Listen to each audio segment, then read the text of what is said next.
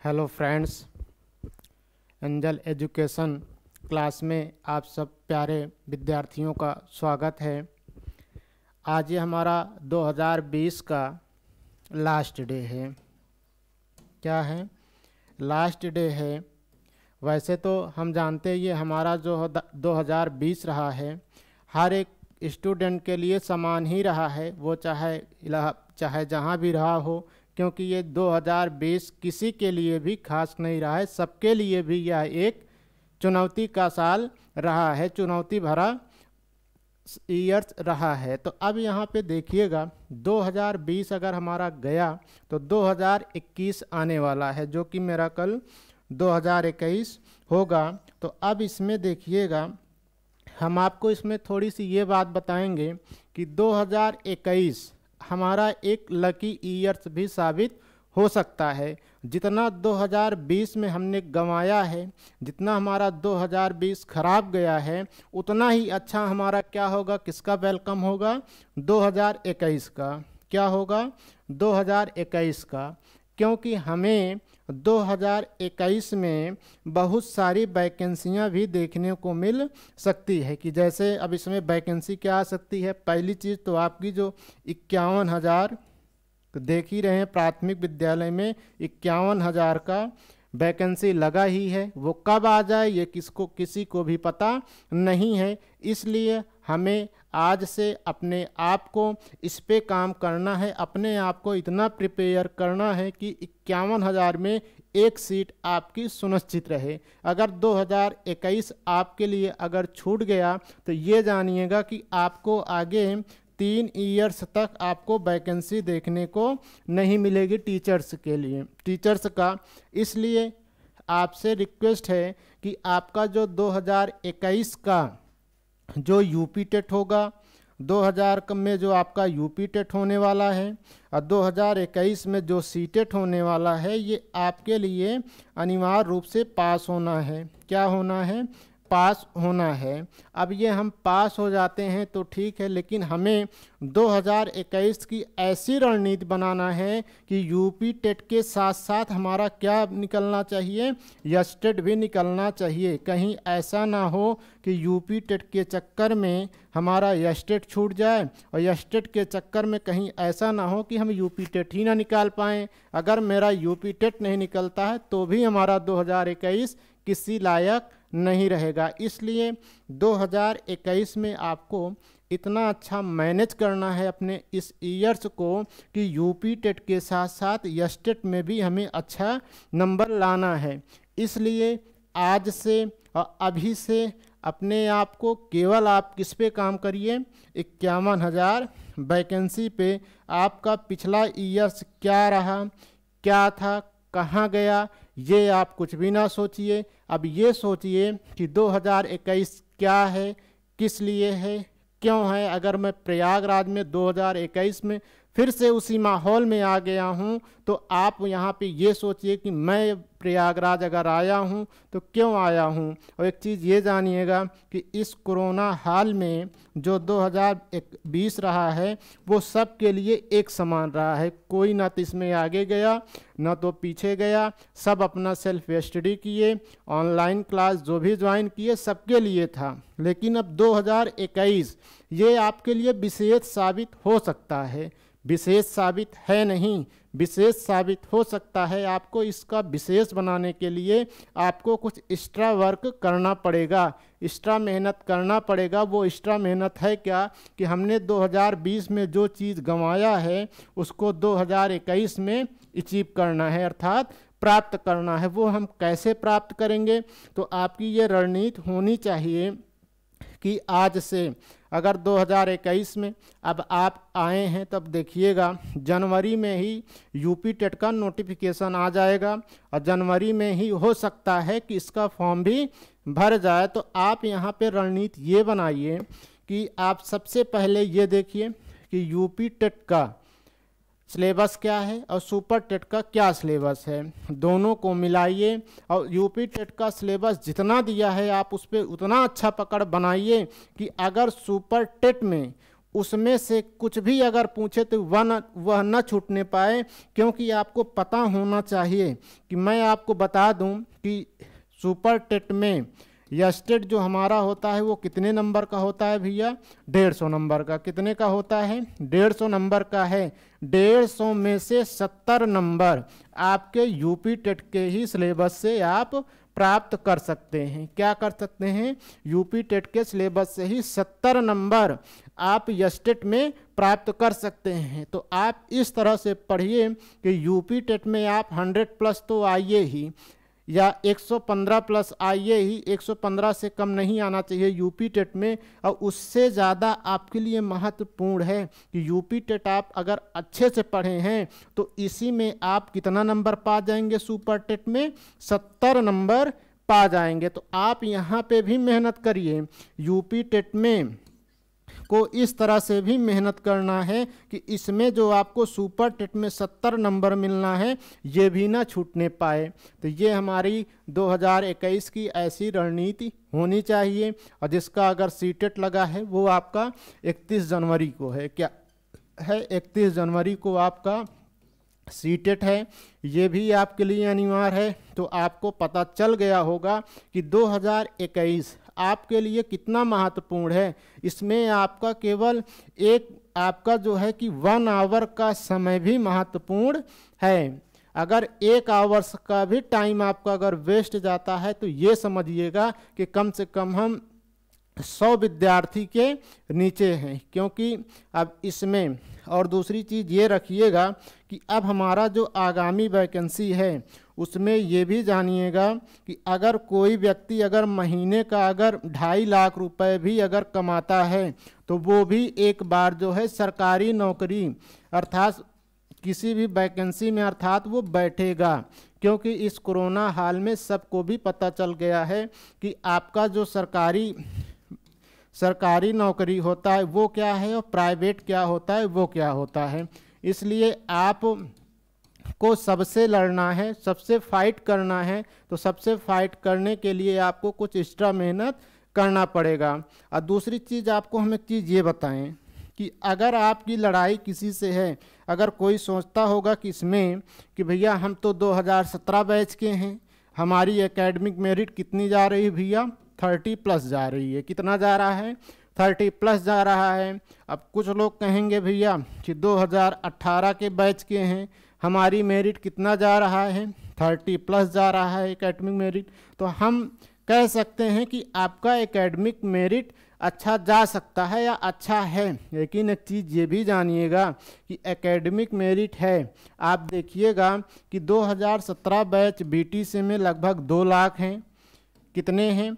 2 लाख हैं। और इसी में 2018 में भी लगभग 2 लाख हैं बीटीसी में। अब इतने आप बीएड वालों को भी समझ लीजिए, 2 लाख या समझ लीजिए भी 2 दूना 4 तिहाई 6 लाख तो आपके यही हो गए जिनका एकेडमिक मेरिट एक सब अच्छा है। उनका फाइट अर्थात अपनों की फाइट अपनों के ही बीच में है। तो अब थोड़ा ना जानिएगा कि अगर एकेडमिक मेरिट 30 प्लस है तो मैं क्वालिफाई हूँ, कतई ना मानिएगा। क्योंकि सबका लगभग क्या है कि 2017 और 2018 बैच में लगभग 90% लोगों का एकेडमिक मेरिट क्या है? 30 प्लस ही है। तो आप ये ना सोचिएगा कि हमारा अगर 30 प्लस है तो हम थोड़ा मेहनत कम कर दें। अगर आपका 30 प्लस भी है तो आप उतना मेहनत करिए, क्योंकि आप भी जो है कि उस लड़ाई में उस दौर में हैं। और वैकेंसी आना कितना है? केवल 51,000 ही आना है। और दूसरी चीज़ एक चीज़ ये भी जानिए, तो अगर 51,000 ही आना है तो आप समझ लीजिए 2 2 4 2 6 आप तो ऐसे हो गए 6-7 लाख ऐसे ही हो गए। और बाकी जो हमारे 68,000 और 69,000 में जो छटे हुए विद्यार्थी हैं वो भी ऐड होंगे। और कुछ हमारे और जो होंगे कि जिनका उद्देश्य नहीं था मास्टर बनना वो भी डालेंगे। तो लगभग जानिएगा कि वैकेंसी में लगभग कितने लोग बैठेंगे? 10 लाख लोग बैठेंगे 10 लाख लोगों के बीच में केवल 51,000 सीट, तो आप जान लीजिए कि हमें कितना अच्छा से मेहनत करना है एक सीट पाने के लिए। तो आज से अभी से आप एक अच्छी रणनीति बना लीजिए। अगर आपके पास नहीं बनाए हैं तो अभी तक क्या किए हैं ये डजेंट मैटर है, और अभी भी आपके पास पर्याप्त समय है। अब देखिएगा, कुछ लोग क्या करते हैं कि वो सोचते हैं कि वैकेंसी कब आएगी, कब आएगी, यूपी टेट का पेपर कब होगा, इसमें जो है कि काफ़ी लोग दिमाग भिड़ाए रहते हैं। तो मैं आपसे ये कहूँगा कि वैकेंसी कब आएगी, यूपी टेट का पेपर कब होगा, ये आप नहीं निर्धारित करेंगे, ये निर्धारित करता है आयोग, कि आयोग जब चाहेगा तब वैकेंसी आएगी, तब आपसे यूपी टेट कराएगा। और आपका केवल इतना काम है कि आपको जो वर्क दिया गया है आप उसको कितने अच्छे से करते हैं, अर्थात आपका वर्क है पढ़ाई करना। जो सिलेबस दिया है आयोग, आप उस सिलेबस पे काम करिए, उतना अच्छे से करिए, जब वैकेंसी आएगी तो आप उसमें बैठने के योग्य अपने आप को बनाइए। तो ये हमारा 2021 का रणनीति रहा। तो हमें उम्मीद है कि आप इसी तरह से पढ़ेंगे। तो हम आपको देखेंगे गणित विषय का टॉपिक आपको पढ़ा रहे हैं जिसमें है प्रतिशत। तो प्रतिशत का हमने आपको 4 क्लास पढ़ा चुके हैं। अगर आप हमारे चैनल पे नए हैं तो सबसे पहले चैनल को सब्सक्राइब कर लीजिए, फिर बेल आइकन को दबाइए ताकि आपको नोटिफिकेशन आसानी से मिल सके और आपकी एक भी क्लास ना मिस हो। और दूसरी चीज़, एक चीज़ ये जानिए कि हम आपको गणित विषय केवल यूपी टेट के लिए नहीं पढ़ा रहे हैं, हम आपको गणित विषय उस लेवल तक पढ़ा रहे हैं कि यूपी टेट के साथ साथ आपका यस्टेट भी क्लियर हो जाए। क्या हो जाए? यस्टेट भी क्लियर हो जाए। तो इतना पढ़ा रहे हैं। और एक चीज़ और जानिएगा कि किसी भी चीज़ की तैयारी करने से पहले हमें उसका क्या देखना चाहिए? सिलेबस। क्या देखना चाहिए? सिलेबस, कि उसका सिलेबस क्या है, उसकी सिलेबस का रणनीति क्या है, सिलेबस पे आपकी पकड़ क्या है, कि आज तक आप पढ़े क्या हैं, आपको कितना मेहनत करने की आवश्यकता है। तो हम आपको बताएं ना कि आपका सबसे ज़्यादा ये क्या मजबूत होना चाहिए। क्यों? वाई।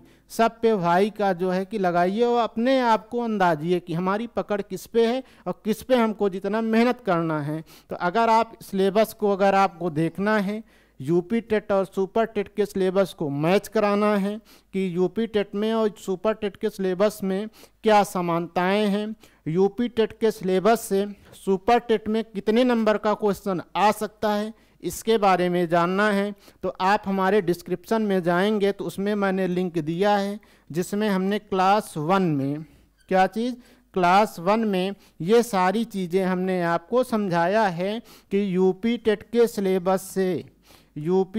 सिलेबस से आप जो है कि 70 नंबर प्राप्त कर सकते हैं। किसमें? सुपर टेट में। किसमें? सुपर टेट में। अगर 70 नंबर आप पा गए तो आपको जो करंट वगैरह दिया रहता है या समसामयिक घटनाएं जो दिया रहता है 30 नंबर आप उसमें से ला सकते हैं। जो उधर ही मेहनत कर दिया 70, 30, 100, आप जो है फाइट में आ गए। थोड़ा सा और मेहनत करेंगे तो आप क्या आ जाएंगे, आप जो है कि मेरिट में भी आ सकते हैं। तो ये डिपेंड करता है आप कितने अच्छे से मेहनत करते हैं। तो आइए हम अपने विषय की ओर चलते हैं। हमारा विषय है गणित। तो गणित में हम आपको परसेंटेज का चैप्टर स्टार्ट किए हैं। परसेंटेज के चैप्टर का ये हमारा 5वां क्लास है। तो इस 5वें क्लास में हम आपको भाषा की ओर धीरे धीरे ले चलेंगे कि फ्रैक्शन का यूज भाषा में क्या है। तो हम आपको देखिएगा, अब आपको हम उस लेवल तक आ गए हैं कि जहाँ पे आपको आपसे एग्ज़ाम में क्वेश्चन पूछता है। तो देखिएगा कि अब क्वेश्चन को पढ़िए। हमने कहा है क्या कि क्वेश्चन में ही सॉल्यूशन दिया होता है कि डिपेंड ये करता है कि क्वेश्चन को आप कितने अच्छे से पढ़ते हैं। जितना अच्छे से पढ़ लेंगे, जितना क्वेश्चन पे आपकी समझ बढ़ेगी, उतने जल्दी आपको आंसर जो है कि दे देंगे। तो देखिएगा, कहा है कि एक आदमी प्रत्येक माह अपनी वेतन का एक निश्चित भाग बचाता है ताकि वह 12 महीने में एक कार खरीद सके। लेकिन किसी कारणवश अब उसे 9 महीने में ही कार को खरीदना है, तो बताइए तो बताइए ज्ञात करें कि उसे अपने बचत में कितने प्रतिशत की वृद्धि करनी होगी। तो अब क्वेश्चन देखिएगा कि अब कह रहा है कि कोई व्यक्ति था, उसे क्या खरीदना था? कार खरीदना था। क्या खरीदना था भैया? उसे क्या खरीदना था? कार खरीदना था।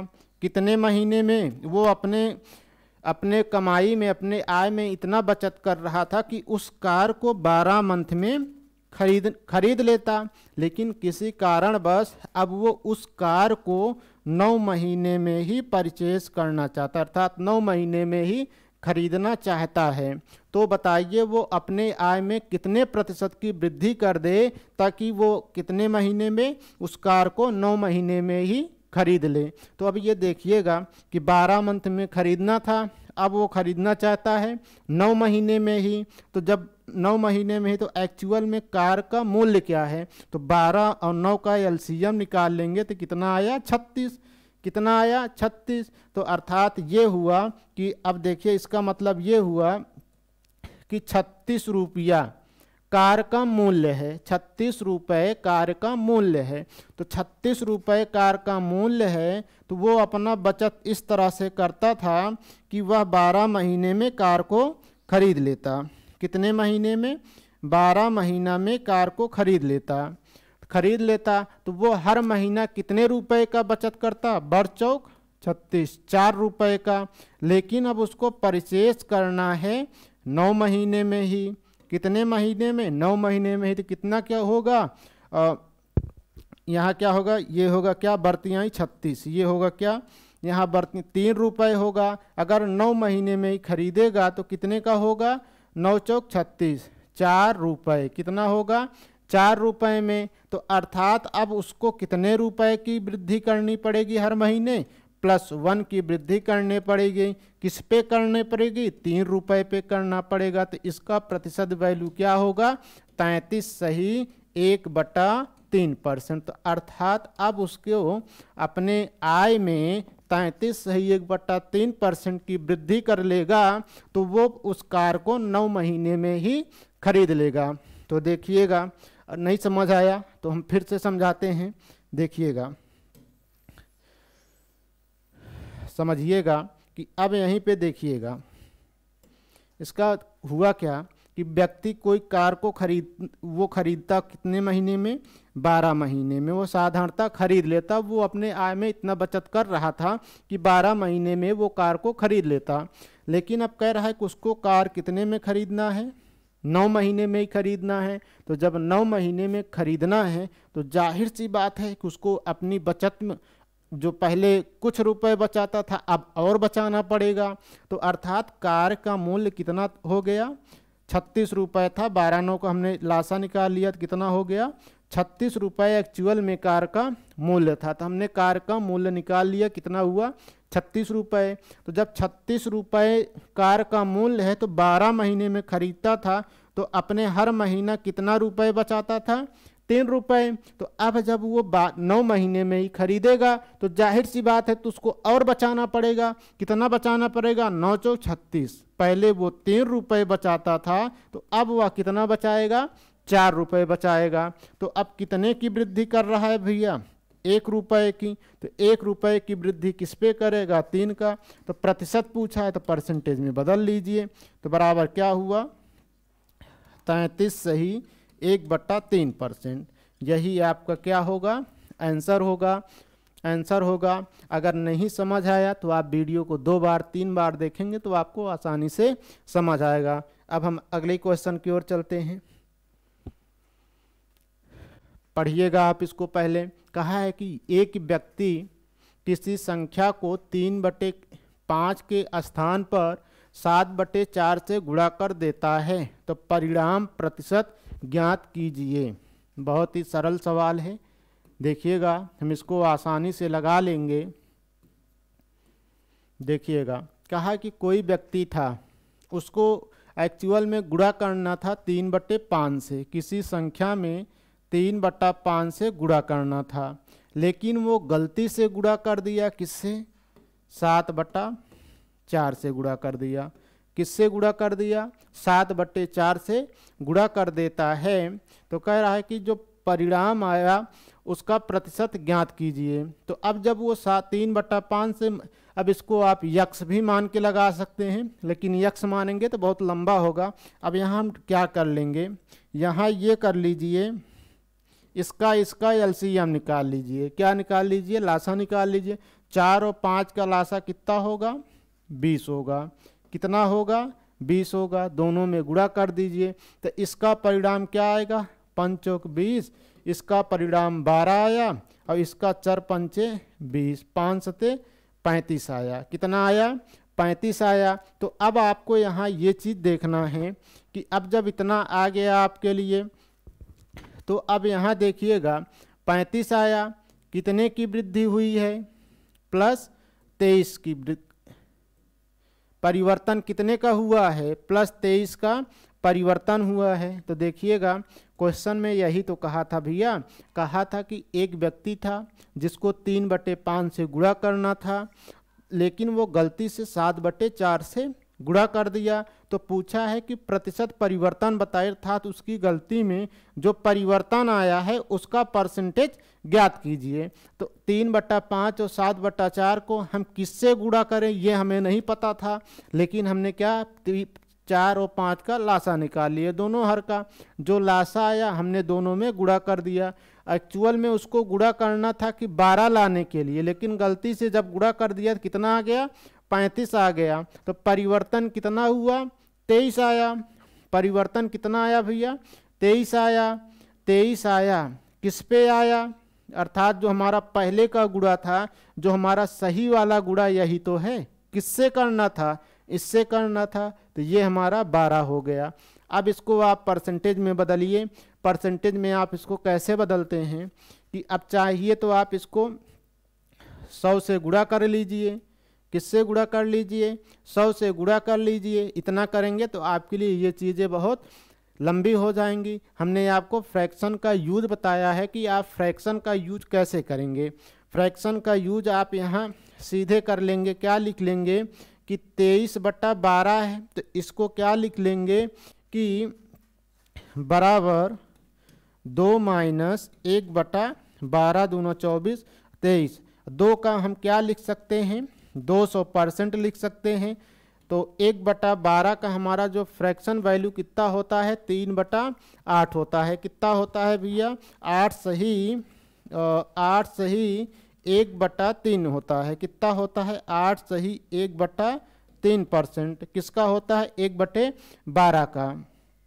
ये माइनस है, माइनस है तो माइनस देखेंगे। तो हमने आपको बताया है कि आप जब इतना किए 200% का क्या होता है? 1 के बराबर होता है माइनस। अब इसको क्या लिख लेंगे भैया?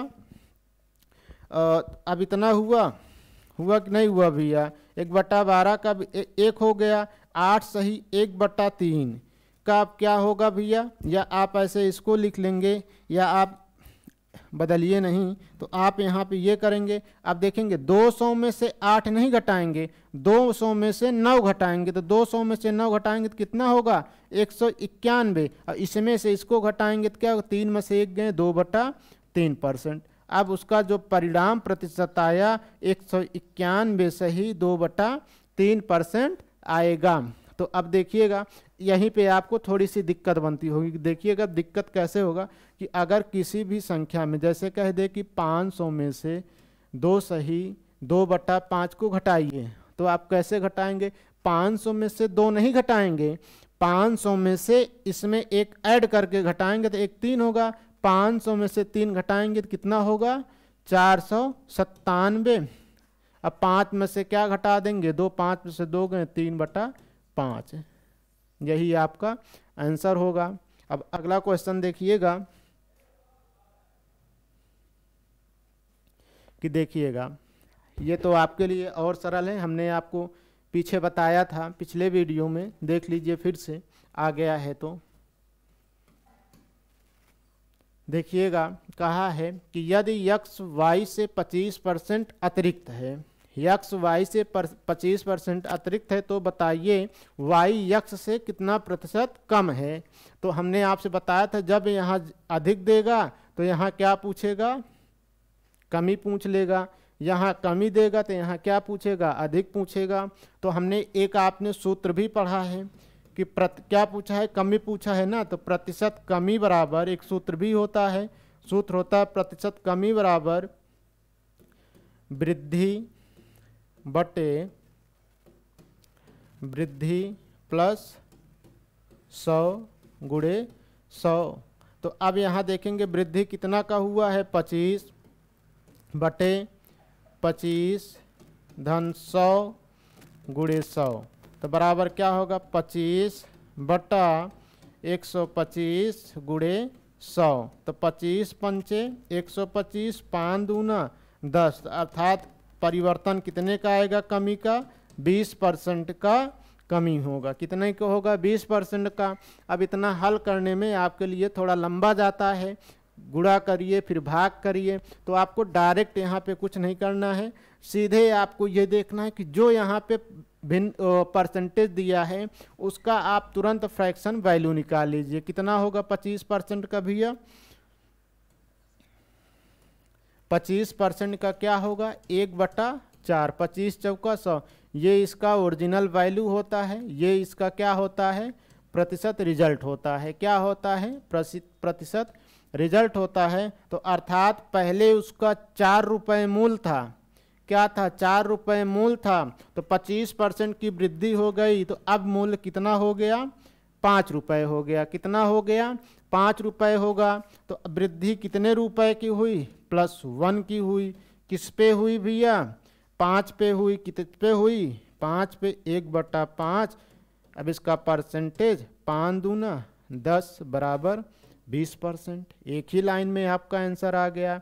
इतना करने की आपको आवश्यकता ही नहीं है, बस आपको इस पे काम करना है कि हाँ डिपेंड ये करना है कि हमने आपको फर्स्ट वीडियो में जो फ्रैक्शन यूज बताया है उस पे आपकी कितनी पकड़ है, उस पे आप कितना प्रैक्टिस किए हैं, ये सारी चीज़ें उस पर डिपेंड करता है।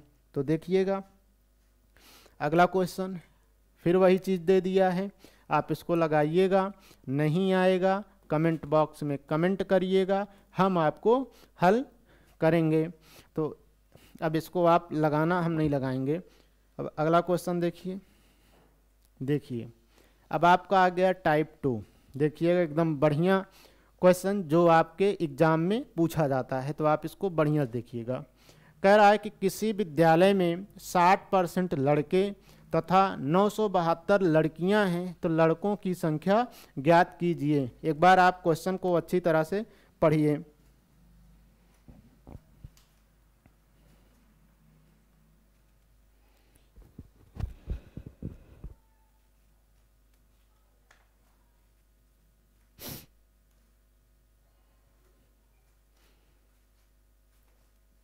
देखिएगा अब हम इसको हल करते हैं। कह रहा है कि देखिएगा अब यहाँ एक चीज़ ये समझिएगा कि अब एक विद्यालय में 60% लड़के हैं। कितने हैं भैया, 60%। कितने हैं, 60%। तो 60% का जो है कि फ्रैक्शन वैल्यू कितना होता है भैया, 3/5। कितना होता है, 3/5।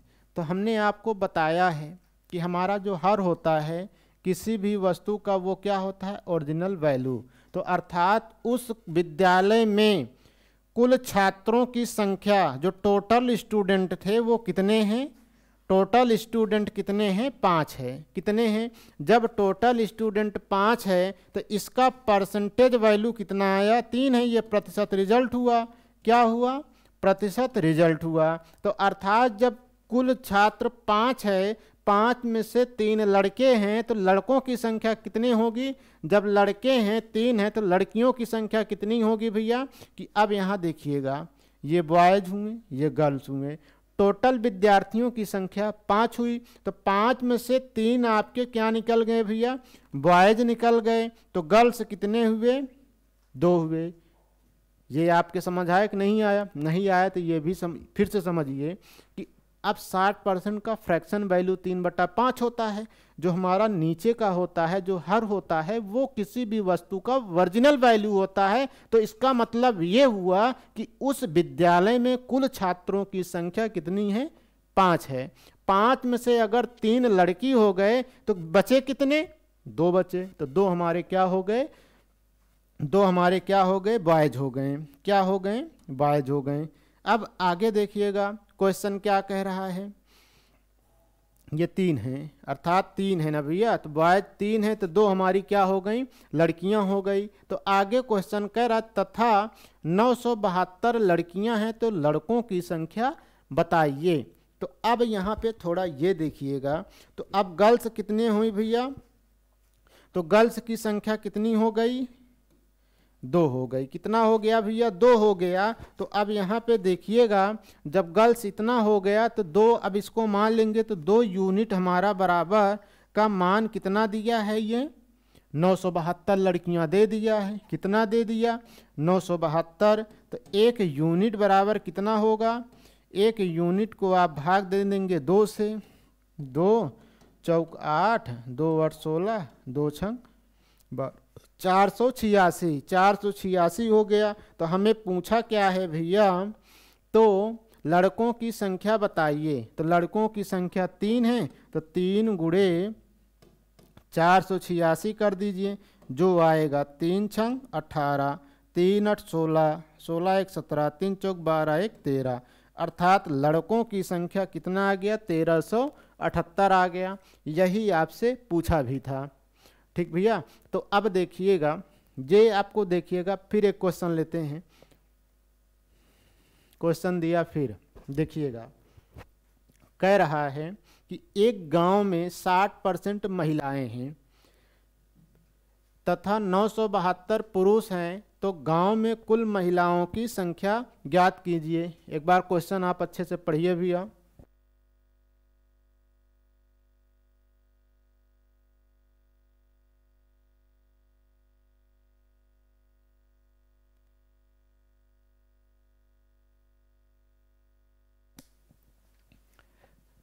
पढ़ लिए भैया? तो देखिएगा अब इसको हल कैसे करेंगे।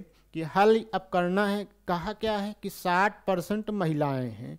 सेम वही क्वेश्चन है, थोड़ा क्या हुआ है कि नेम चेंज कर दिया है कि 60% महिलाएं हैं। तो अब इसका फ्रैक्शन वैल्यू कितना होगा? 3/5।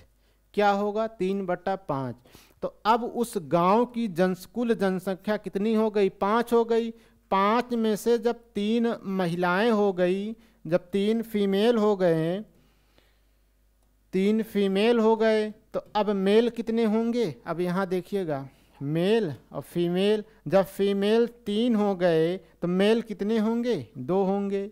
अर्थात जब 5 में से 3 फीमेल हो गए तो मेल कितनी हो गई भैया? 2 हो गए। तो आगे क्या कहा है कि 972 पुरुष हैं। तो 972 पुरुष हैं। तो अब यहाँ देखेंगे, यदि ये मान लेंगे क्या कि 2 यूनिट बराबर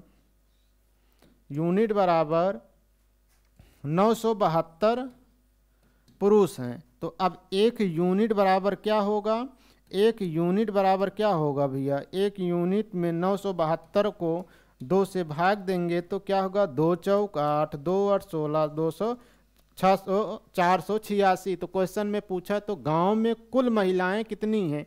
तो महिलाओं की कितना है? 3 यूनिट है। तो इसको किससे गुणा कर देंगे? 486 है तो अब गुणा में क्या मान आएगा? 3 छंग 18 और 3 8 16, 3 चौक 12, 1 13। अर्थात महिलाओं की संख्या 1378। यही आपसे पूछा भी था। देखिएगा अगला क्वेश्चन। अगला क्वेश्चन एक बार देखिएगा, क्वेश्चन आप अच्छे से पढ़िए कि क्वेश्चन में दिया क्या है। पढ़िए आप इसको।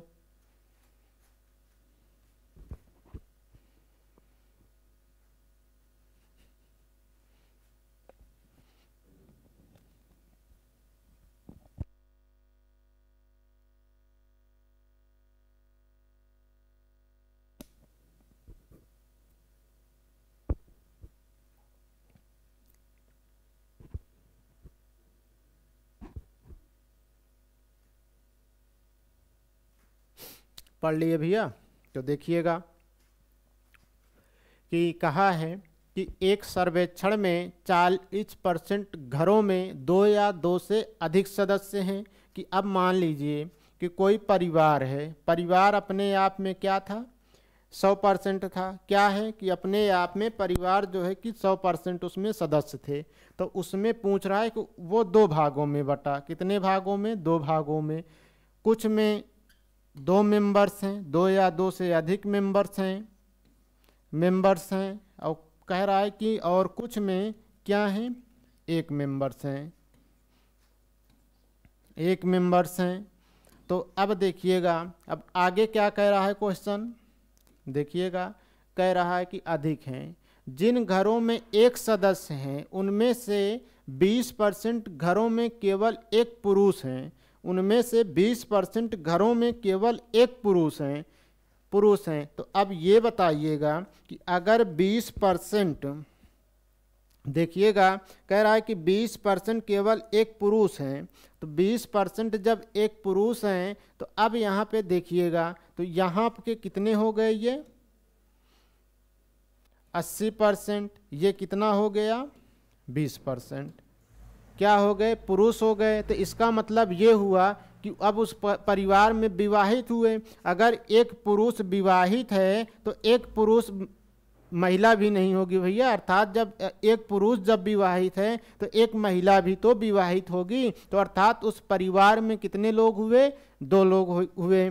तो अब देखिएगा आगे क्वेश्चन कह रहा है कि जिन घरों में 1 सदस्य हैं उनमें से 20% घरों में केवल 1 पुरुष हैं। तो उन घरों का प्रतिशत ज्ञात कीजिए जिनमें केवल 1 महिला है, 1 महिला है व कोई भी पुरुष नहीं है।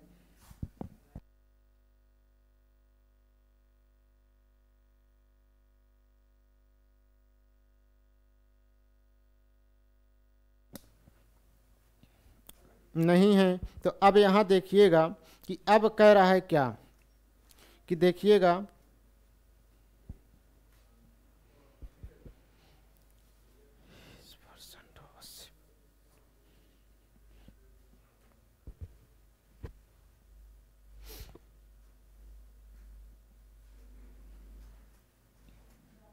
कि अब यहाँ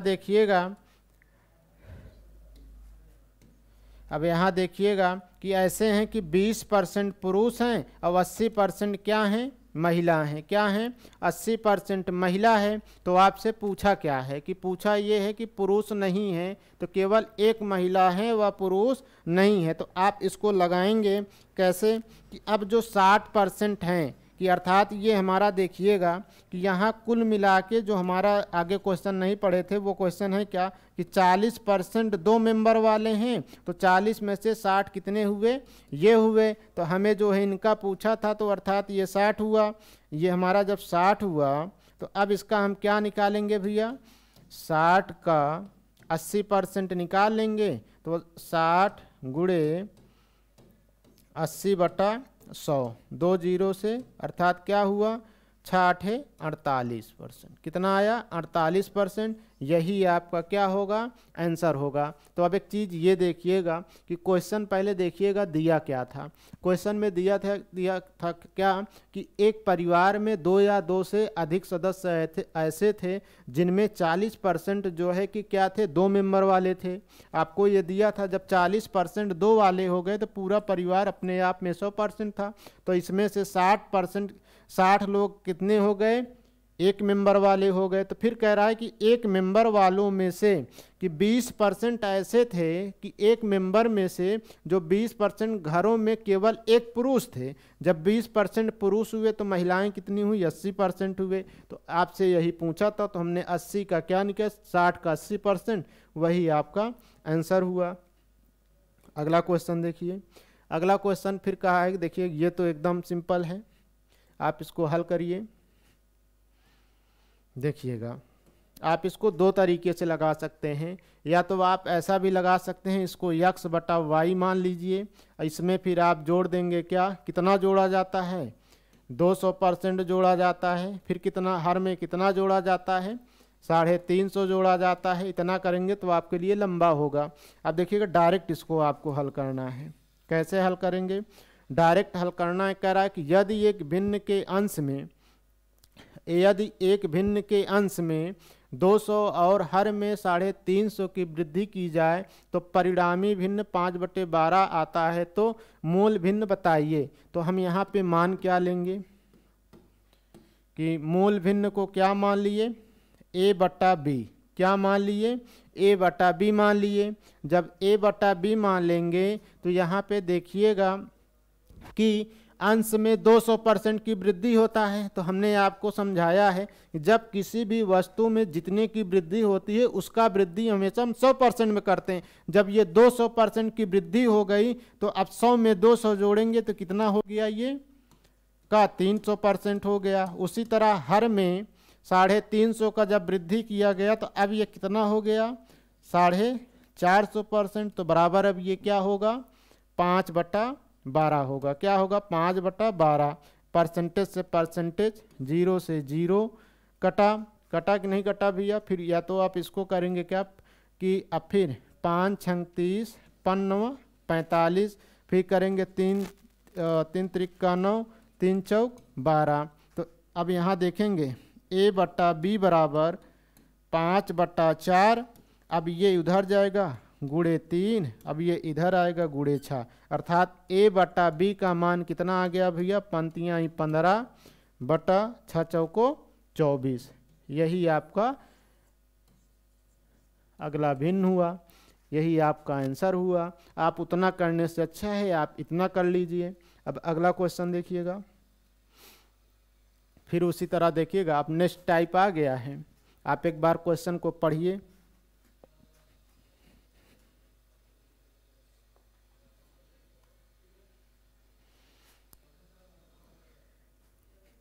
देखिएगा अब हल क्या कैसे करेंगे।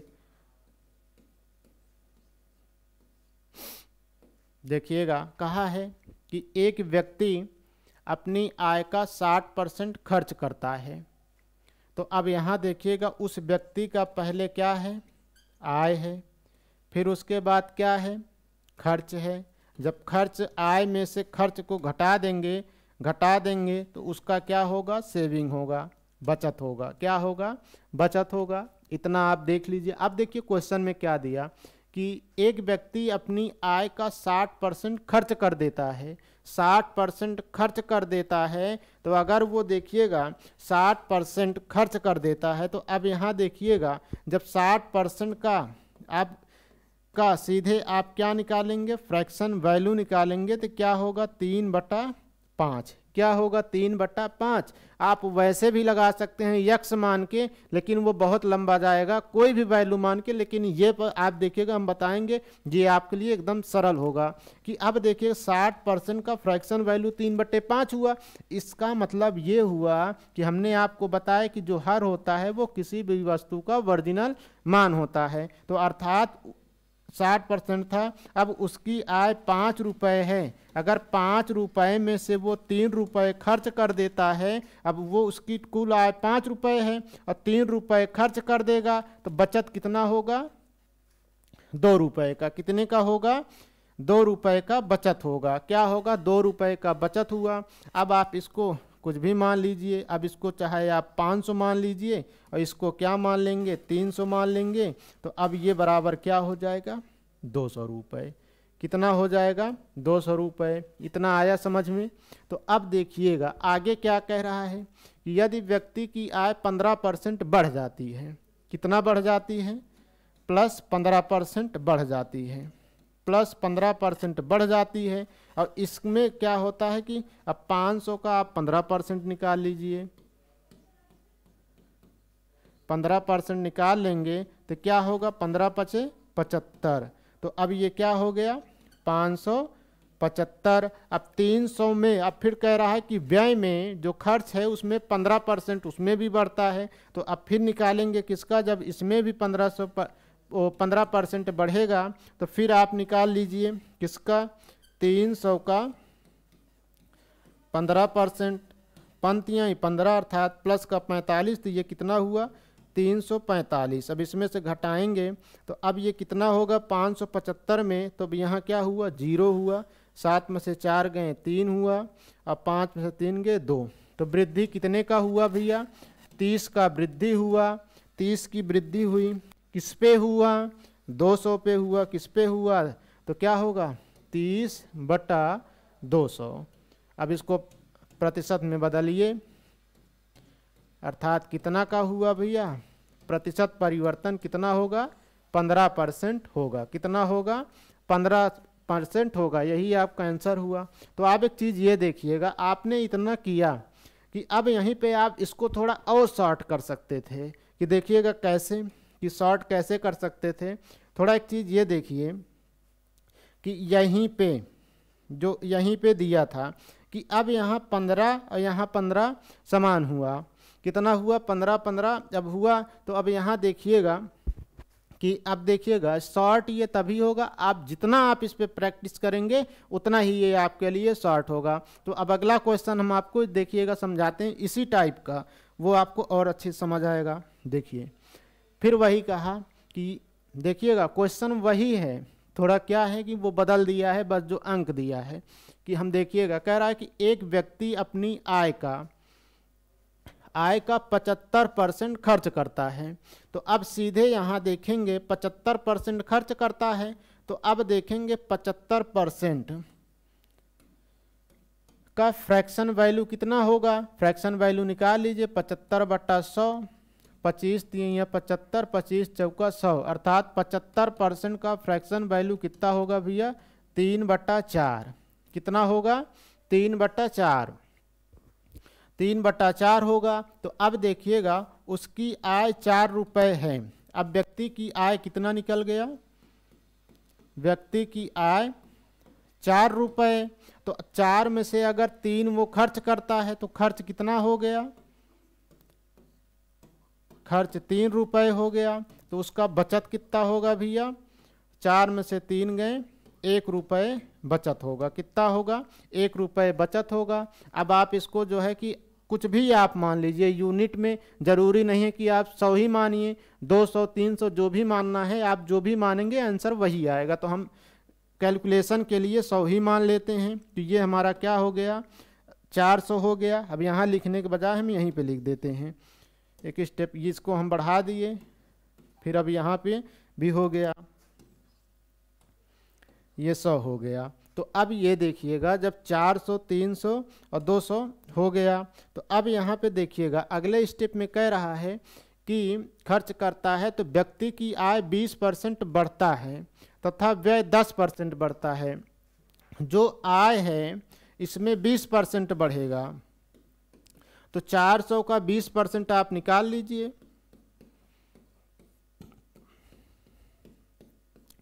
4 दूनी 8, अर्थात इसमें कितना? 80 रुपये की वृद्धि हुआ, तो ये 480 हुआ।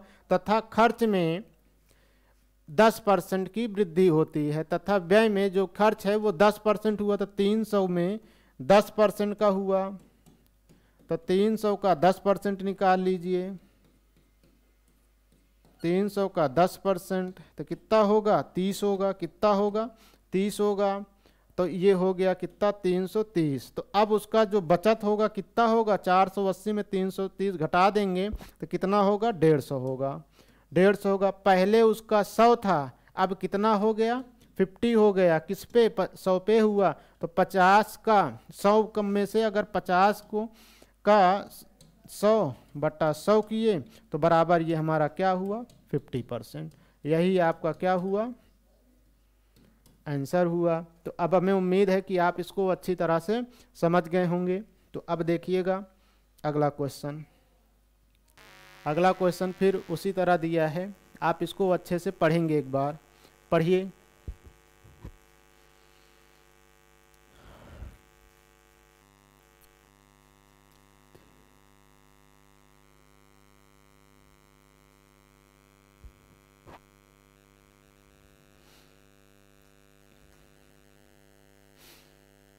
देखिएगा वही है, हम इसको हल करेंगे। देखिएगा कि अब कह रहा है कि एक व्यक्ति की आय 8,550 रुपये में से जो आय है वो आय कितना है भैया? 8,550 रुपये है। अब वो व्यय कितना करता है? में से व्यय कितना करता है, कह रहा है कि वो 5700 रुपये व्यय कर देता है। कितना कर देता है, 5700 रुपये व्यय कर देता है। तब उसका सेविंग कितना होगा, जो बचत है वो कितना होगा कि अब इसमें से आप इसको घटा देंगे तो कितना होगा बचत, यहाँ पे 0 हुआ, 0, 5, 5 हुआ, 15 में से 7 गए 8 हुआ, 8 हुआ, फिर यहाँ 7 में से 5 गए 2, 2850 रुपये उसका क्या हो गया, बचत हो गया। ये आपको इतना जो है कि देखिएगा, इतना हमने कुछ नहीं किया, जैसा क्वेश्चन में दिया है वैसा हम लिखते गए। कह रहा कि व्यक्ति का जो आय था 8550 रुपये था, उसमें से वो कितना खर्च कर दिया, 5700 खर्च कर दिया। अब जब 5700 खर्च कर दिया तो बचत कितना हो गया, 2850 रुपये। तो फिर आगे क्या कहा है, कह रहा कि यदि आय तथा व्यय में 19% तथा 13% की वृद्धि हो जाए, तो अर्थात इसमें अगर 19% बढ़ जाए और इसमें आप कितना बढ़ जाए, 13% बढ़ जाए, तो बचत में प्रतिशत परिवर्तन बताइए। तो अब देखिएगा, अब यहाँ पे आप निकाल लीजिए 850 का 19%, 19% जो आएगा, अब यहाँ पे 100 से आप गुणा कर देंगे, जो आएगा कुछ भी आएगा, यहाँ भी जो आएगा, फिर इसमें आप देखिएगा जो प्लस माइनस होगा उसमें आप क्या कर देंगे, उससे आप भाग दे देंगे 2850 में, फिर 100 से गुणा कर देंगे, जो आएगा वही आपका आंसर होगा। ठीक उसी तरह था जैसे पिछले हमने आपको 2 क्वेश्चन बताए। तो अब ये आपको समझ होगा, हम अगले टाइप की ओर चलते हैं। देखिएगा फिर उसी तरह दे दिया है क्वेश्चन, और देखिएगा कि अब इसको भी हल कैसे करेंगे। कि कहा है कि एक व्यक्ति की आय कितना है भैया, आय है 13,500 रुपये, कितना है 13,500 रुपये, और उसका कह रहा है कि 900 रुपये व्यय कर देता है। व्यय कितना हुआ भैया, 900 रुपये हुआ। तो बचत कितना होगा,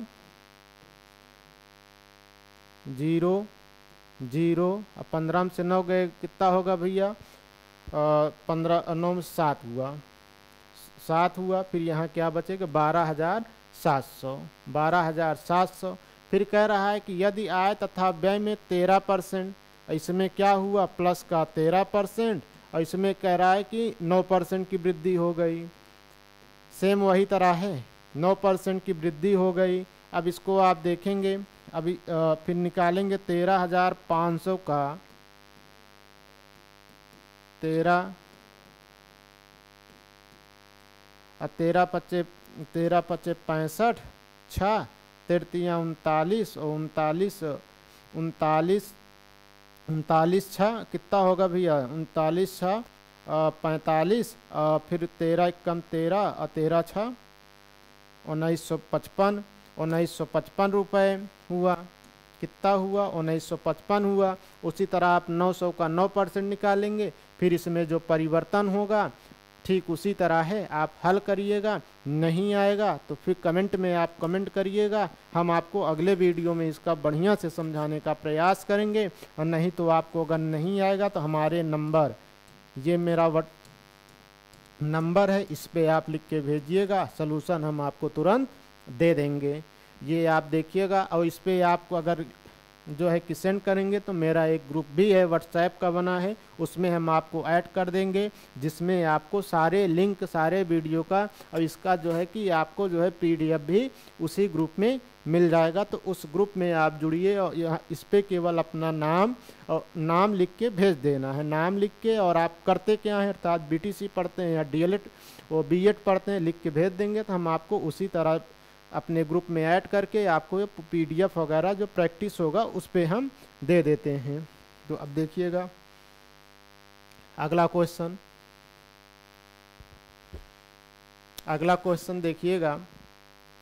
अब आप इसको लगाइएगा या पढ़िए एक बार।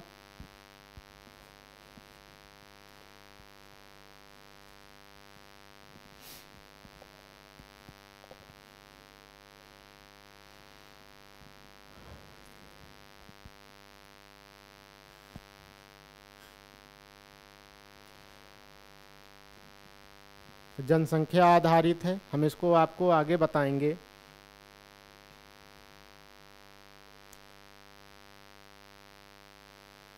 ठीक। अब देखिएगा ये भी क्वेश्चन आप लगाइएगा, नहीं आएगा तो फिर हम आगे बताएंगे। देखिएगा फिर ये अगला क्वेश्चन, ये भी आप लगाइएगा। देखिएगा ये 2-3 क्वेश्चन आपको हम होमवर्क के तौर पे दे रहे हैं, आप इसको लगाइएगा। नहीं आएगा तो आप कमेंट करिएगा। वैसे भी हम अगला वीडियो जब आपके पास ले आएंगे तो इन तीनों क्वेश्चन से ही शुरुआत करेंगे। थोड़ी बिजली चली गई है इसलिए हम आप आज की क्लास यहीं पे रोकते हैं। अब हम आपको फिर अगले वीडियो में मिलेंगे। आज के लिए जय हिंद, जय भारत, जय भारत। अब हम कल आपको 1 जनवरी नए साल में नए जुनून के साथ मिलेंगे। अब जो हमारा क्या रहा है 2021, क्या आ रहा है 2021। तो 2021 में हमारी रणनीति क्या होगी, हमने आपको जो है कि शुरुआती में आपको अच्छी तरह से बताए, आप उसको फॉलो करिएगा। और आपसे हमारा विनम्र निवेदन है कि आप इस वीडियो को, इस चैनल को ज़्यादा से ज़्यादा स्टूडेंट तक पहुंचाइए ताकि वो भी हमारे इस गणित विषय का लाभ उठा सके। अगर जिसको गणित विषय आज तक जो नाम भी नहीं सुना है वो भी हमारे चैनल से जुड़े, वो भी जानने लगेगा कि गणित होता क्या है, उसकी भी रुचि गणित विषय में बढ़ जाएगी। तो अब हम आपको मिलेंगे अगले वीडियो में। इसी के साथ जय हिंद, जय भारत।